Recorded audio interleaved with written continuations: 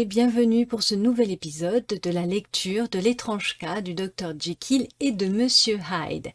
Nous avions donc laissé notre enquêteur amateur, enquêteur par la force des choses, le notaire Monsieur Utterson, très troublé par le Dr Jekyll et sa relation avec cet énigmatique Monsieur Hyde. Voilà, donc c'est parti, nous allons attaquer le troisième chapitre qui s'intitule « La parfaite tranquillité du docteur Jekyll ». 15 jours s'étaient écoulés lorsque, par le plus heureux des hasards, le docteur offrit un de ces agréables dîners dont il était coutumier à 5 ou 6 vieux camarades, tous hommes intelligents et distingués et tous amateurs de bon vin. Monsieur Utterson, qui y assistait, fit en sorte de rester après le départ des autres convives. La chose, loin d'avoir quelque chose de nouveau, s'était produite maintes et maintes fois. Quand on aimait Utterson, on l'aimait bien. Les amphitryon se plaisaient à retenir l'aride notaire, alors que les gens d'un caractère jovial et expansif avaient déjà le pied sur le seuil. Il se plaisait à rester encore quelque peu avec ce discret compagnon afin de se réaccoutumer à la solitude et de laisser leur esprit se détendre après une excessive dépense de gaieté dans le précieux silence de leur hôte. À cette règle, le docteur Jekyll ne faisait pas exception. Et si vous aviez vu, alors, installé de l'autre côté du feu, ce quinquagénaire robuste et bien bâti, dont le visage serein offrait avec peut-être un rien de dissimulation tous les signes de l'intelligence et de la bonté, vous auriez compris à sa seule attitude qu'il professait envers M. Utterson une sincère et chaude sympathie. « J'ai éprouvé le besoin de vous parler, Jekyll, commença le notaire. Vous vous rappelez votre testament. Un observateur attentif eût pu discerner que l'on goûtait peu ce sujet, mais le docteur affecta de le prendre sur un ton dégagé. « Mon cher Utterson, répondit-il, vous n'avez pas de chance avec votre client. Je n'ai jamais vu personne aussi tourmenté que vous l'êtes par mon testament, sauf peut-être ce pédant invétéré de Lanyon par ce qu'il appelle mes hérésies scientifiques. Oui, entendu, c'est un brave garçon, inutile de prendre cet air sévère. Un excellent garçon, et j'ai toujours l'intention de le revoir, mais cela ne l'empêche pas d'être un pédant invétéré, un pédant ignare et prétentieux. Jamais personne ne m'a autant déçu que Lanyon. Vous savez que je n'ai jamais éprouvé la chose, poursuivit l'impitoyable Utterson, refusant de le suivre sur ce nouveau terrain. Mon testament, mais oui, bien entendu, je le sais, fit le docteur un peu sèchement, vous me l'avez déjà dit. Eh bien, je vous le redis encore, continua le notaire, j'ai appris quelque chose concernant le jeune Hyde. La face épanouie du docteur Jekyll se décolora jusqu'aux lèvres et ses yeux s'assombrirent. Il déclara. Je ne désire pas en entendre davantage. Il me semble que nous avions convenu de ne plus parler de ce sujet. Ce que j'ai appris est abominable, insista Utterson. Cela ne peut rien y changer. Vous ne comprenez pas ma situation, répliqua le docteur avec une certaine incohérence. Je suis dans une situation pénible, Utterson. La situation est exceptionnelle. Tout à fait exceptionnelle. C'est une de ces choses auxquelles on ne peut remédier par des paroles. Jekyll, reprit Utterson, vous me connaissez. Je suis quelqu'un en qui on peut avoir confiance. Avouez-moi cela sous le sceau du secret, je me fais fort de vous en tirer. Mon bon Utterson, repartit le docteur, c'est très aimable de votre part. C'est tout à fait aimable, et je ne trouve pas de mots pour vous remercier. J'ai en vous la foi la plus entière. Je m'en confierai à vous plutôt qu'à n'importe qui, voire à moi-même, s'il me restait le choix. Mais croyez-moi, ce n'est pas ce que vous imaginez, ce n'est pas aussi grave, et pour vous mettre un peu l'esprit en repos, je vous dirai une chose, dès l'instant où il me plaira de le faire, je puis me débarrasser de Monsieur Hyde. Là-dessus, je vous serre la main, et merci encore et encore. Plus rien qu'un dernier mot, Utterson, dont vous ne vous formaliserez pas, j'en suis sûr, c'est là une affaire privée, et je vous conjure de la laisser en repos. Utterson, le regard perdu dans les flammes, resta songeur une minute. « Je suis convaincu que vous avez parfaitement raison, finit-il par dire, tout en se levant de son siège. « Allons, reprit le docteur, puisque nous avons abordé ce sujet, et pour la dernière fois, j'espère, voici un point que je tiendrai à vous faire comprendre. Je porte en effet le plus vif intérêt à ce pauvre Hyde. Je sais que vous l'avez vu, il me l'a dit, et je crains qu'il ne se soit montré grossier. Mais je vous assure que je porte un très grand intérêt à ce jeune homme, et si je viens à disparaître, Utterson, Je mérite que vous me promettiez de le soutenir et de sauvegarder ses intérêts. Vous n'y manqueriez pas si vous saviez tout, et cela me soulagerait d'un grand poids si vous vouliez bien me le promettre. Je ne puis vous garantir que je l'aimerai jamais, repartit le notaire. Je ne vous demande pas cela, insista Jekyll en posant la main sur le bras de l'autre. Je ne vous demande rien que de légitime. Je vous demande uniquement de l'aider en mémoire de moi lorsque je ne serai plus là. Utterson ne put réfréner un soupir. Soit, fit-il, je vous le promets. Chapitre 4. L'assassinat de Sir Danvers Carew. Un an plus tard environ, au mois d'octobre 1800, on n'en sait pas plus, un crime d'une férocité inouïe et que rendait encore plus remarquable le rang élevé de la victime vint mettre Londres en émoi. Les détails connus étaient brefs mais stupéfiants. Une domestique qui se trouvait seule dans une maison assez voisine de la Tamise était montée se coucher vers 11 heures. Malgré le brouillard qui vers le matin s'abattit sur la ville, le ciel resta pur la plus grande partie de la nuit et la pleine lune éclairait brillamment la rue sur laquelle donnait la fenêtre de la fille. Celle-ci, qui était sans doute en disposition romanesque, s'assit sur sa malle qui se trouvait placée jusque devant la fenêtre et se perdit dans une profonde rêverie. Jamais, comme elle le dit avec des flots de larmes en racontant la scène, jamais elle ne s'était sentie plus en paix avec l'humanité, jamais elle n'avait cru davantage à la bonté du monde. Or, tandis qu'elle était là, assise, elle vit venir du bout de la rue un vieux et respectable gentleman à cheveux blancs. Et allant à sa rencontre, un autre gentleman tout petit qui d'abord attira moins son attention. Lorsqu'ils furent à portée de s'adresser la parole, ce qui se produisit juste au-dessous de la fenêtre par où regardait la fille, le plus vieux salua l'autre et l'aborda avec la plus exquise politesse.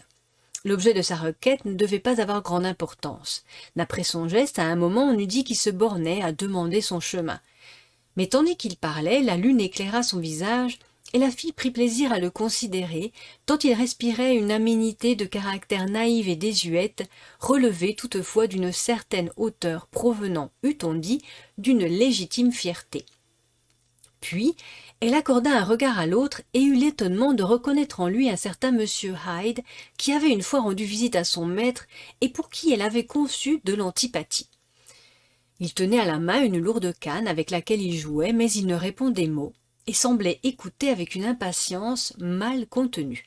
Et puis, tout d'un coup, il éclata d'une rage folle, frappant du pied, brandissant sa canne et bref, au dire de la fille, se comportant comme un fou. Le vieux gentleman, d'un air tout à fait surpris et un peu offensé, fit un pas en arrière. Sur quoi M. Hyde perdit toute retenue et, le frappant de son gourdin, l'étendit par terre. Et à l'instant même, avec une fureur simiesque, il se mit à fouler aux pieds sa victime et à l'accabler d'une grêle de coups tels qu'on entendait les os craquer et que le corps rebondissait sur les pavés. Frappée d'horreur à ce spectacle, la fille perdit connaissance. Il était 2 heures lorsqu'elle revint à elle et alla prévenir la police. L'assassin avait depuis longtemps disparu, mais au milieu de la chaussée gisait sa victime incroyablement abîmée.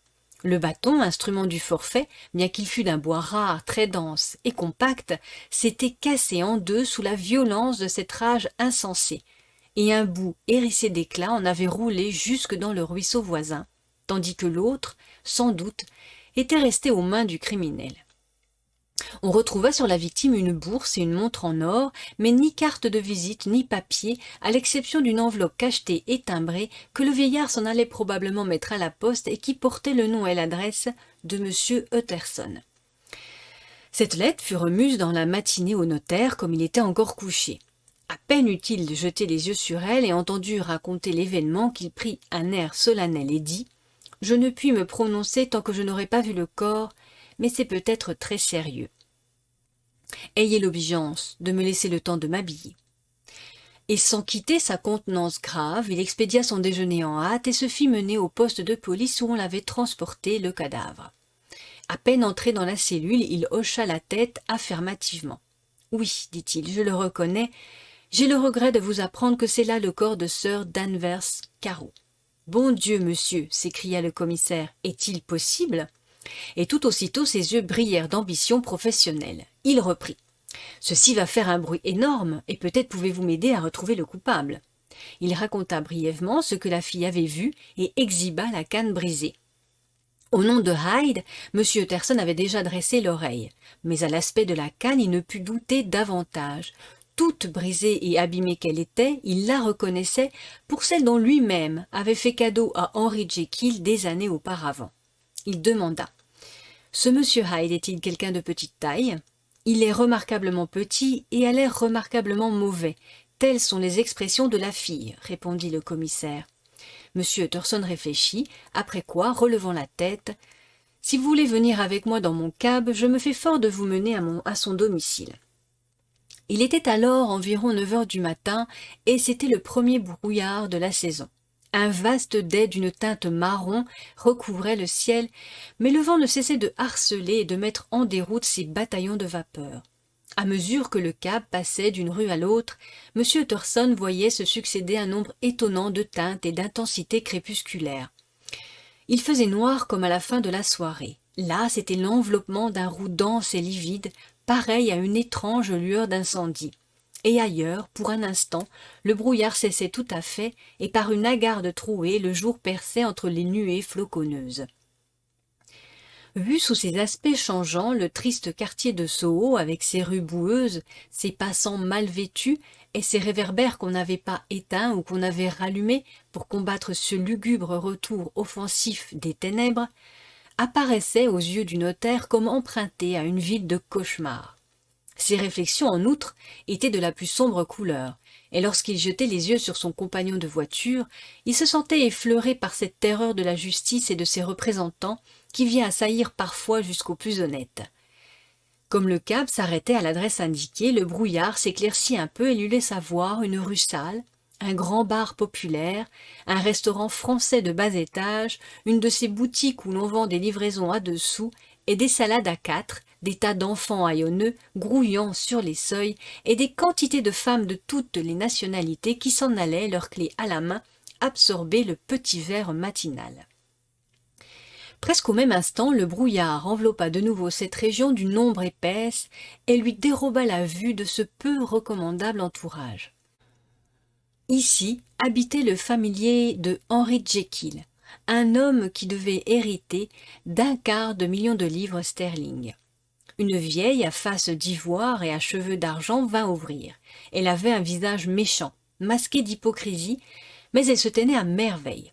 On était bien en effet chez M. Hyde, mais il se trouvait absent. Il était rentré fort tard dans la nuit, mais était ressorti au bout d'1 heure à peine, ce qui n'avait rien de surprenant, car ses habitudes étaient fort irrégulières et il s'absentait souvent.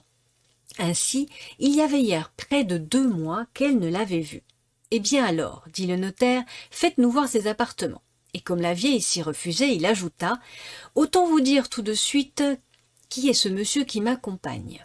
C'est monsieur l'inspecteur Newcomen de la Sûreté Générale. » Un éclair de hideuse joie illumina le visage de la femme. « Ah !» s'écria-t-elle, « il a des ennuis. Qu'est-ce qu'il a donc fait ?» Monsieur Utterson échangea un regard avec l'inspecteur. « Il n'a pas l'air des plus populaires, » fit observer ce dernier. « Et maintenant, ma brave dame, laissez-nous donc, ce monsieur et moi, jeter un coup d'œil à l'intérieur. » Dans toute l'étendue de la maison où la vieille se trouvait absolument seule, M. Hyde ne s'était servi que de 2 pièces, mais il les avait aménagées avec luxe et bon goût. Un réduit était garni de vin, la vaisselle était d'argent, le linge fin. On voyait au mur un tableau de maître, cadeau, supposa Utterson de Henry Jekyll, qui était assez bon connaisseur. Et les tapis étaient moelleux et de ton discret. À cette heure, cependant, l'aspect des pièces révélait aussitôt qu'on venait d'y fourrager depuis peu et en toute hâte. Des vêtements, les poches retournées, jonchaient le parquet. Les tiroirs à serrure restaient béants et la cheminée contenait un amas de cendres grisâtres, comme si on y avait brûlé une grande quantité de papier. En remuant ce tas, l'inspecteur découvrit, épargné par le feu, le talon d'un carnet de chèques vierge. L'autre moitié de la canne se retrouva derrière la porte, et comme ceci confirmait définitivement ses soupçons, le fonctionnaire se déclara enchanté. Une visite à la banque, où l'on trouvait le compte de l'assassin crédité de plusieurs milliers de livres, mit le comble à sa satisfaction. « Vous pouvez m'en croire, monsieur, affirma-t-il à M. Utterson, je le tiens. Il faut qu'il ait perdu la tête, sans quoi il n'eût jamais laissé derrière lui cette canne, ni surtout détruit ce carnet de chèques. L'argent, voyons, c'est la vie, même pour lui. Nous n'avons plus rien d'autre à faire que de l'attendre à la banque et de publier son signalement. » Ceci toutefois n'alla pas sans difficulté car peu de gens connaissaient M. Hyde. Le maître même de la servante ne l'avait vu que 2 fois. Sa famille demeurait introuvable. Il ne s'était jamais fait photographier et les rares personnes en état de le décrire différaient considérablement selon la coutume des observateurs vulgaires.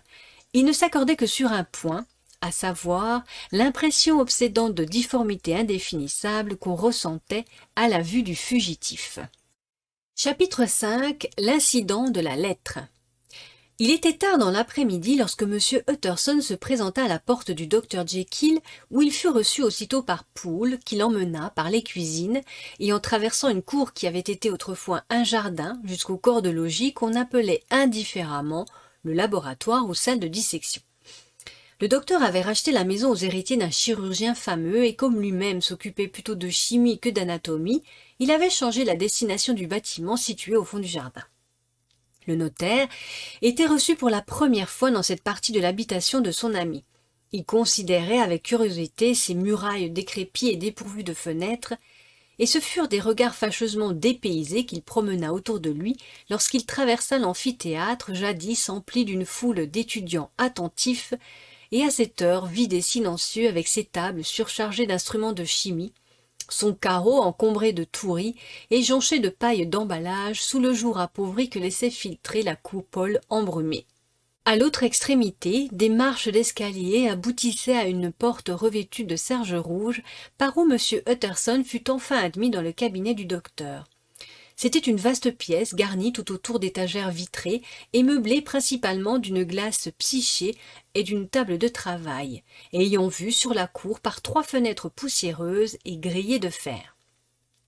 Le feu brûlait dans l'âtre. Une lampe allumée était disposée sur le rebord de la cheminée, car même dans les intérieurs, le brouillard commençait à s'épaissir. Et là, réfugié tout contre la flamme, était assis le docteur Jekyll qui semblait très malade.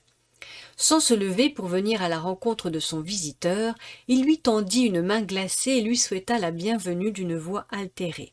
« Et alors, lui dit M. Utterson dès que Poole se fut retiré, vous avez appris les nouvelles ?» Le docteur frissonna, il répondit. « On les criait sur la place. Je les ai entendus de ma salle à manger. »« Un mot, dit le notaire. Carew était mon client, mais vous l'êtes aussi, et je tiens à savoir ce que je fais. Vous n'avez pas été assez fou pour cacher ce garçon. » « Utterson, je prends Dieu à témoin, s'écria le docteur. Oui, je prends Dieu à témoin que je ne le reverrai de ma vie. Je vous donne ma parole d'honneur que tout est fini dans ce monde entre lui et moi. C'est absolument fini. Et d'ailleurs, il n'a pas besoin de mon aide. Vous ne le connaissez pas comme je le connais. Il est à l'abri, il est tout à fait à l'abri. Notez bien mes paroles, on n'aura plus jamais de ses nouvelles. » Le notaire l'écoutait d'un air soucieux. L'attitude fiévreuse de son ami lui déplaisait. Il répliqua. « Vous semblez joliment sûr de lui et dans votre intérêt je souhaite que vous ne vous trompiez pas. Si le procès avait lieu, votre nom y serait peut-être prononcé. »« Je suis tout à fait sûr de lui, » reprit Jekyll. « Ma certitude repose sur des motifs qu'il m'est interdit de révéler à quiconque. Mais il y a un point sur lequel vous pouvez me conseiller. J'ai reçu une lettre et je me demande si je dois la communiquer à la police. Je m'en remettrai volontiers à vous, Utterson. Vous jugeriez sainement, j'en suis convaincu. J'ai en vous la plus entière confiance. Vous craignez, j'imagine, que cette lettre ne puisse aider à le faire retrouver, interrogea le notaire. Non, répondit l'autre. Je ne puis dire que je me soucie du sort de Hyde. Tout est fini entre lui et moi. Je songeais à ma réputation personnelle, que cette odieuse histoire a quelque peu mise en péril. Utterson médita quelques instants. L'égoïsme de son ami le surprenait, tout en le rassurant. Eh bien, soit, conclut-il enfin, faites-moi voir cette lettre. Elle était libellée d'une singulière écriture droite et signée Edward Hyde. Elle déclarait, en termes assez laconiques, que le bienfaiteur du susdit Hyde, le docteur Jekyll, dont il avait longtemps si mal reconnu les bienfaits, ne devait éprouver aucune inquiétude au sujet de son salut, car il disposait de moyens d'évasion en lesquels il mettait une entière confiance. Cette lettre plut assez au notaire. Elle jetait sur cette liaison un jour plus favorable qu'il ne l'avait cru, et il se reprocha quelques-unes de ses suppositions passées. « Avez-vous l'enveloppe » demanda-t-il. Je l'ai brûlée, répondit Jekyll avant de songer à ce que je faisais, mais elle ne portait pas de cachet postal. On a remis la lettre de la main à la main. Puis-je garder ce papier jusqu'à demain demanda Utterson. La nuit porte conseil. Je vous laisse entièrement juge de ma conduite, repartit l'autre. J'ai perdu toute confiance en moi. Eh bien, je réfléchirai, conclut le notaire, et maintenant un dernier mot. C'est Hyde qui vous a dicté les termes de votre testament ayant trait à votre disparition possible? Un accès de faiblesse parut envahir le docteur. Il serra les dents et fit un signe affirmatif. J'en étais sûr, dit Utterson. Il comptait vous assassiner, vous l'avez échappé belle. Bien mieux que cela, répliqua le docteur avec gravité. J'ai reçu une leçon. Ô Dieu, Utterson, quelle leçon j'ai reçue! Et il resta un moment la face cachée entre ses mains. Avant de quitter la maison, le notaire s'arrêta pour échanger quelques mots avec Poole. « À propos, lui dit-il, on a apporté une lettre aujourd'hui. Quelle figure avait le messager ?» Mais Poole fut catégorique. Le facteur seul avait apporté quelque chose, et il n'a remis que des imprimés, ajouta-t-il. À cette nouvelle, le visiteur, en s'éloignant, sentit renaître ses craintes. D'évidence, la lettre était arrivée par la porte du laboratoire. Peut-être même avait-elle été écrite dans le cabinet. Et dans ce dernier cas, il fallait en juger différemment et ne s'en servir qu'avec beaucoup de circonspection. Les vendeurs de journaux, sur son chemin, s'égosillaient au long des trottoirs. Édition spéciale, abominable assassinat d'un membre du Parlement. C'était là pour lui l'oraison funèbre d'un client et ami, et il ne pouvait s'empêcher d'appréhender plus ou moins que la bonne renommée d'un autre encore ne fût entraînée dans le tourbillon du scandale. En tout cas, la décision qu'il avait à prendre était scabreuse, et en dépit de son assurance habituelle, il en vint peu à peu à désirer un conseil. Il ne pouvait être question de l'obtenir directement. Mais peut-être, se disait-il, arriverait-on à le soutirer par un détour habile. Quelques minutes plus tard, il était chez lui, installé d'un côté de la cheminée dont M. Guest, son principal clerc, occupait l'autre. À mi-chemin entre les deux, à une distance du feu judicieusement calculée, se dressait une bouteille d'un certain vieux vin qui avait longtemps séjourné à l'abri du soleil dans les caves de la maison. Le brouillard planait encore, noyant la ville où les réverbères scintillaient comme des rubis. Et parmi l'asphyxiante opacité de ces nuages tombés du ciel, le cortège sans cesse renouvelé de la vie urbaine se déroulait parmi les grandes artères avec le bruit d'un vent véhément. Mais la lueur du feu égayait la chambre. Dans la bouteille, les acides du vin s'étaient depuis longtemps résolus. La pourpre impériale s'était atténuée avec l'âge, comme s'enrichit la tonalité d'un vitrail. Et la splendeur des chaleureuses après-midi d'automne sur les pentes des vignobles n'attendait plus que d'être libérée pour disperser les brouillards londoniens. Graduellement, le notaire s'amollit. Il n'y avait personne avec qui il gardât moins de secrets que M. Guest, et il n'était même pas toujours sûr d'en garder autant qu'il le désirait. Guest avait fréquemment été chez le docteur pour affaires. Il connaissait Poole, il ne pouvait pas être sans avoir appris les accointances de M. Hyde dans la maison. Il avait dû en tirer ses conclusions. Ne valait-il donc pas mieux lui faire voir une lettre qui mettait ce mystère au point? Et cela d'autant plus que Guest, en sa qualité de grand amateur et expert en graphologie, considérait la démarche comme naturelle et flatteuse. Le clerc, en outre, était de bons conseils. Il n'irait pas lire un document aussi singulier sans lâcher une remarque. Et d'après cette remarque, M. Utterson pourrait diriger sa conduite ultérieure. Bien triste histoire, cet assassinat de Sir Danvers, prononça le notaire. Oui, monsieur, en effet. Elle a considérablement ému l'opinion publique, répliqua Guest. Le criminel, évidemment, était fou. J'aimerais savoir votre avis là-dessus, reprit Utterson. J'ai ici un document de son écriture. Soit dit entre nous, car je ne sais pas encore ce que je vais en faire, c'est à tout prendre une vilaine histoire. Mais voici la chose, tout à fait dans vos cordes, un autographe d'assassin. Le regard de Guest s'alluma, et il s'attabla aussitôt pour examiner le papier avec avidité. « Non, monsieur, dit-il, ce n'est pas d'un fou, mais c'est une écriture contrefaite. » Comme son auteur alors, car lui aussi est très contrefait. À ce moment précis, le domestique entra, porteur d'un billet.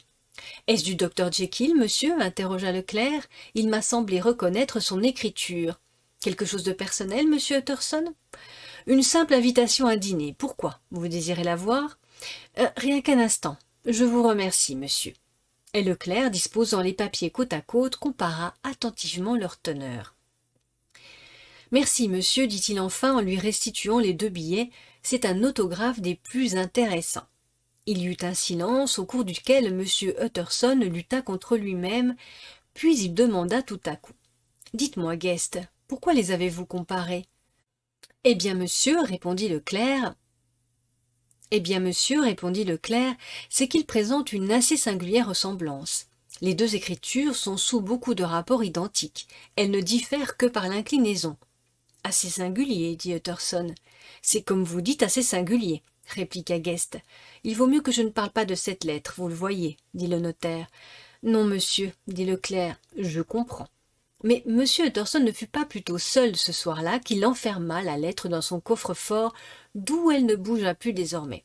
Et quoi, songeait-il, Henry Jekyll devenu faussaire pour sauver un criminel? Et il sentit dans ses veines courir un frisson glacé. Et voilà, c'est la fin du second épisode de la lecture de l'étrange cas du Dr Jekyll et de Monsieur Hyde. J'espère que ce moment vous aura plu. C'est un moment de littérature, c'est agréable, on prend le temps. Je vous dis à très très bientôt pour le prochain épisode. En attendant, prenez soin de vous et profitez de tout. À très bientôt.